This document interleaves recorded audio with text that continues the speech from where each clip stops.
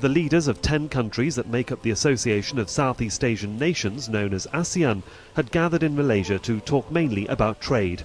But the recent attacks in France, Egypt and Lebanon dominated the summit. Our countries are in mourning. We all share in this grief. The perpetrators of these cowardly and barbaric acts do not represent any race, religion, or creed, nor should we allow them to claim to do so. They are terrorists and should be confronted as such. After the official welcome, it was down to business and signing agreements that will change the lives of millions. The Convention Against Trafficking in Persons, especially women and children, the ASEAN bloc had been worried about an increase in people fleeing from conflict areas and heading towards countries like Malaysia. It says it wants to stop those who profit from people trafficking. These are mass graves of people who have fled from persecution in Myanmar and other South Asian countries.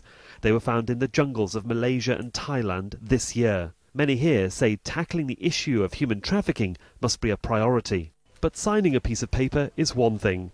Implementing it is a larger challenge. It doesn't really talk about effective enforcement. It doesn't talk about how to ensure accountability at the national level. And that's the big problem, because there's still issues related to corruption and other aspects of malfeasance that allow this to go on.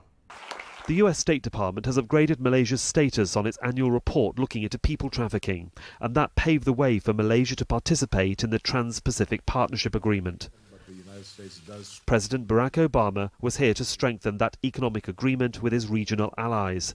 He also underlined the country's commitment to continue talking to China despite territorial disputes in the South China Sea. We talked about the South China Sea, and this will be a major topic with all the ASEAN countries. There are a number of claimants there. The United States is not one of them, but the United States does strongly believe in the need to apply rule of law and international norms to the resolution of maritime disputes. And ASEAN has taken a common position on that.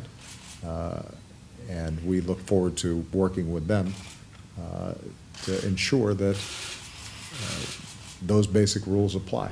The ASEAN community has made it clear that it'll stick to the agenda and keep trade talks as a priority. But with President Obama making reference to tensions in the South China Sea, it's hard for leaders gathered here to ignore the issue. Sahil Rahman, Al Jazeera, Kuala Lumpur.